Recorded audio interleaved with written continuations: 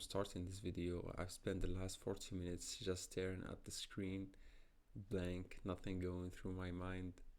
Could not possibly think of something to start with, even though I have the general ideas, but nothing was translating into writing.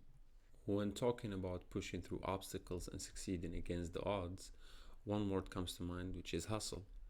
In its simplest form, hustling means pushing roughly, but the way we use it now, it's about perseverance. The state of mind is something most people instinctively understand. It's hard to grasp that we all go through tough times, especially when we see our problems as unique and world-ending.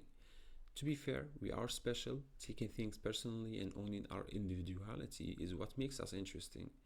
But I've realized a couple of things living in a couple of different countries.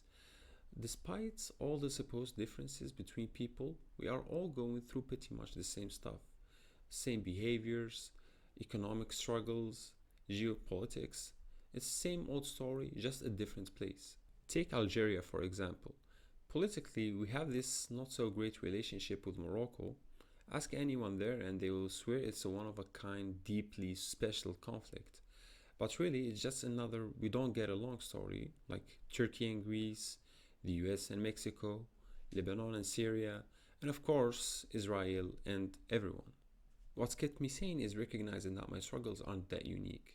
Sure, personalizing a problem feels intense, it gives me something to dwell on, a little mental chaos to keep me busy, but it doesn't help. Realizing that I'm neither at an advantage nor a disadvantage compared to anyone else has given me the mental grit to keep pushing forward.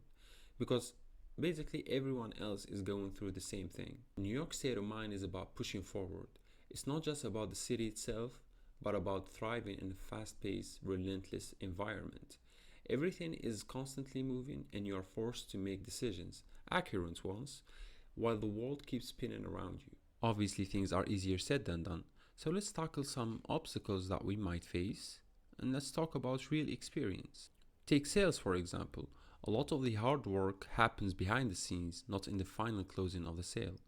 It's how you present your product, introduce your client to it, provide references, and every other step leading up to that moment. The closing only happens if everything else before it has been handled properly.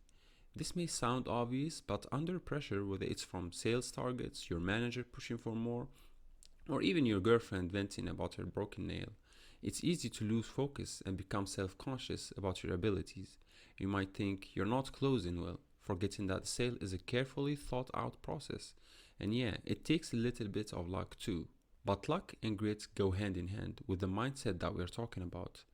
Not in a Harvey Specter way, make your own luck, but more like the more you do, the luckier that you get. Wayne Gretzky, arguably the greatest hockey player of all time, was known for making quick, instinctive decisions on the ice.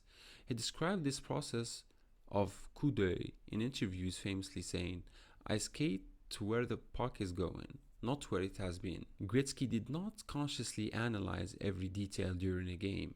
Years of watching and playing hockey gave him an intuitive sense of how the game flowed, letting him make split-second decisions. In his autobiography, he mentioned how he spent hours watching games with his father, studying player movements. This helped him recognize patterns, giving him the ability to predict where the puck would go before anyone else realized it. To develop this kind of instinctive decision making, we have to endure a lot. It's the only way to gain real experience.